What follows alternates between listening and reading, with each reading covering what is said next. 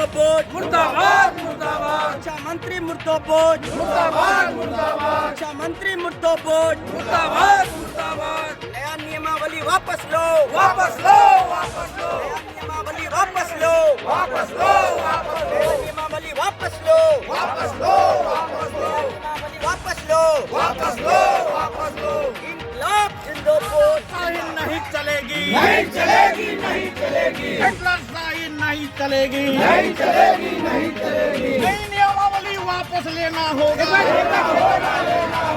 बिहार सरकार होश में आओ, बिहार सरकार होश में आओ, इनकलाब जिंदाबाद, इनकलाब जिंदाबाद, नई नियमावली वापस लो। हमारे वो बच्चे भी हैं जो शिक्षक अभ्यर्थी हैं और बड़ी आस लेकर उन्होंने सारे मानदंडों को पूरा किया और उन्हें पूरा यकीन और विश्वास था कि 7वें चरण की जो बहाली होगी उसमें हमें भी शिक्षक बनने का मौका मिलेगा।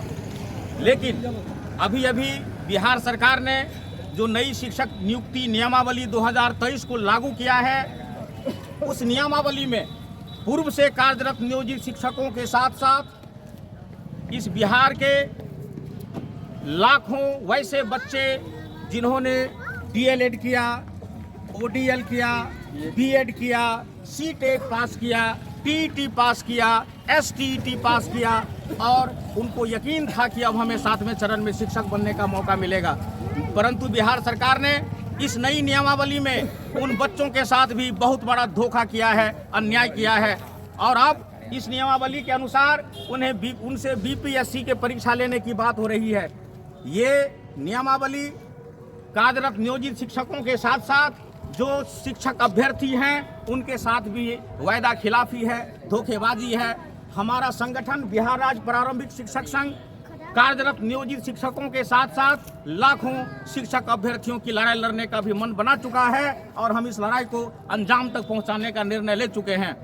साथियों, इसके पूर्व जब चुनाव हुआ, चुनाव के समय में आज महागठबंधन की सरकार में जो सबसे बड़ा घटक दल है राष्ट्रीय जनता दल, सभी दल चुनाव के समय में चुनाव घोषणा पत्र जारी करते हैं। राष्ट्रीय जनता दल ने चुनावी प्रण पत्र जारी किया था और उसमें शिक्षकों के लिए सारे पुरानी सुविधाएं, चाहे वो पुरानी पेंशन की बात हो, समान काम समान वेतन की बात हो, राजकर्मी का दर्जा देने की बात हो, अपने प्रण पत्र में सबसे ऊपर रखा था कि हमारी सरकार बनते ही हम शिक्षकों को ये लाभ देंगे, ये सुविधाएं देंगे।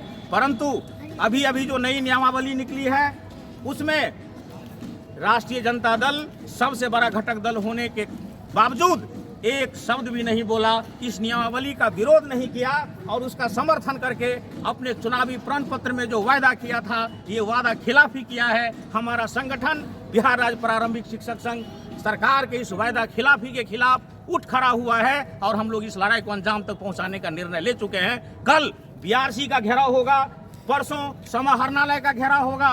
कई लड़ाइयाँ हैं बंधुओं। अभी कल हम लोग डीपी एरियर और ये क्या कहते हैं 15% एरियर की लड़ाई लड़के आए हैं। हमारे साथी आमरण अनशन पर जिला शिक्षा पदाधिकारी के कार्यालय पर बैठे हैं। एक लड़ाई खत्म भी नहीं हुई और दूसरे लड़ाई की शुरुआत हो चुकी है, लेकिन हम लोग घबराने वाले नहीं हैं। हम लोग लड़ने वाले हैं, लड़ कर लिए हैं और लड़कर ही लेंगे।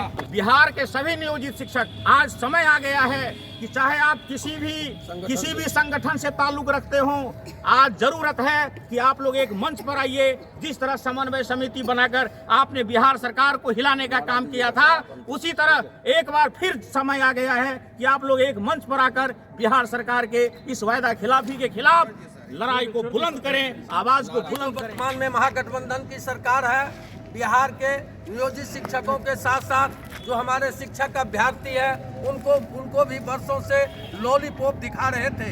हम लोग पूरा आशापूर्ण विश्वास के साथ थे कि जो हमारी नई सरकार बनी है वो हमको हमारी कल्याण करेंगे, हमारा कल्याण होगा। आने वाले जो हमारे शिक्षक अभ्यर्थी है उनका कल्याण होगा। बड़ी उम्मीद के साथ हम लोगों ने विद्यालय में पठन पाठन कर रहे थे, गुणवत्तापूर्ण शिक्षा दे रहे थे, लेकिन अचानक जब नई शिक्षा नियमावली का मान्यता प्राप्त हुआ, उस पर बिहार सरकार के कैबिनेट की मुहर लगी। जब हम लोगों ने नियमावली को पढ़ा तो लगा जो बिहार सरकार के कथनी और करनी में धरती आसमान का अंतर है। हम लोगों को छला है, हम लोगों को ठगा है। पूरा बिहार जग गया है, अब जगने का समय है।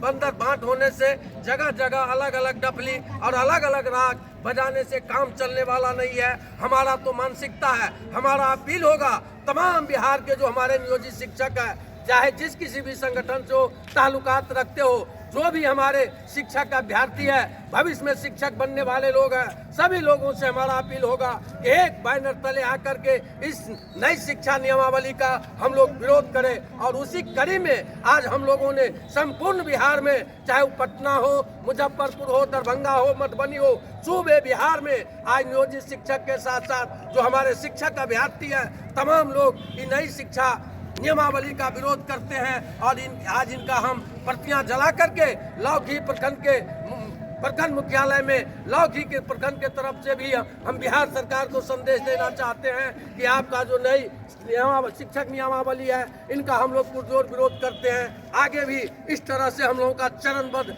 आंदोलन होगा, लड़ाई होगा, तब तक हम लोगों का आंदोलन चलता रहेगा जब तक नई नियमावली, शिक्षक नियमावली बिहार सरकार वापस नहीं ले लेती है। इसी कड़ी में आज मैं तमाम साथियों से आग्रह करना चाहूंगा कि कल इससे भारी संख्या में विभिन्न विद्यालय से आए हुए बड़ा ही दुखद घड़ी है।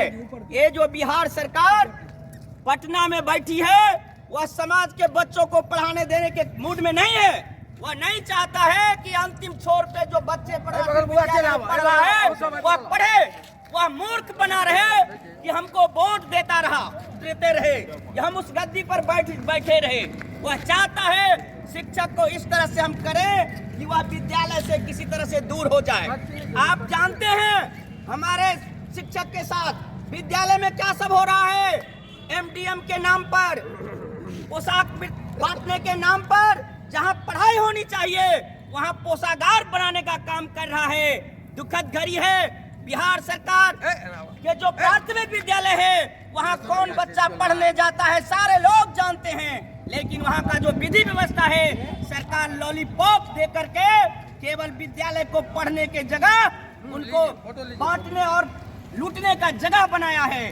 उनका जो मानसिकता है, जो तमाम शिक्षक रोड पर रहे और लोग जो गरीब है, जो अंतिम छोर पर बैठे हुए हैं, जिनको कोई देखने वाला नहीं है, उनके पास उतना औकात नहीं है कि कॉन्वेंट में पढ़ाएगा, दिल्ली के बड़े विद्यालय में पढ़ाएगा, कॉन्वेंट और सरकार प्राइवेट स्कूल में पढ़ाएगा। वह बच्चा वहां पढ़ने जाता है। उनके साथ जिस तरह का व्यवहार हो रहा है, बिहार के शिक्षक अब जान चुकी है, पोल खुल गया है। ये निकम्मी सरकार जिस तरह के शिक्षक के साथ हथकंडा अपना रहा है, बिहार के धरती पर आने वाले जो शिक्षक हैं, भविष्य हैं, उनका जो नियमावली जो वर्षों से लगे हुए थे कि अब हमें नौकरी मिलेगा, अब हम बीएड सीएड कर बैठे हुए हैं, उनको कह रहा है कि तुम यह नहीं कर सकते, अब चलो तुम्हारे लिए हम अलग से व्यवस्था कर रहे हैं। अरे जो सरकार की पढ़ाने की जगह है, हमको विद्यालय में रहना चाहिए, हम सड़क पर आ रहे हैं। जनवादी नौजवान सभा या हम लोग पूर्व में जो काम करते थे, आज हम लोग विद्यालय गए, जो हमारा विद्यालय सुदृढ़ होगा, समाज सुधरेगा। लेकिन हो क्या रहा है कि हम विद्यालय छोड़कर सड़क पे आए हैं। यह दुर्भाग्य है यहाँ की सरकार को, जो नए नियमावली बनाई है, जिसको आप लोग हमारे समाज का लोग भी पढ़ेगा तो उनको अचंभा लगेगा। इस तरह के व्यवहार शिक्षा मंत्री बिहार सरकार हम लोग के साथ कर रहा है, कतई बर्दाश्त करने लायक नहीं है। वह नहीं चाहता है कि बिहार के बच्चे पढ़े लिखे, वह चाहता है कि मूर्ख बना रहे। और हर वर्ष हर 5 साल पर जब चुनाव आता है तो हम उनसे कैसे वोट लेने में सक्षम रहे। हम चाहते हैं हम अपने प्रधान सचिव जी को इस कार्यक्रम को आगे बढ़ाएं और हमारे अध्यक्ष जी हैं कपिल देव बाबू, उनसे भी मैं आग्रह करूंगा।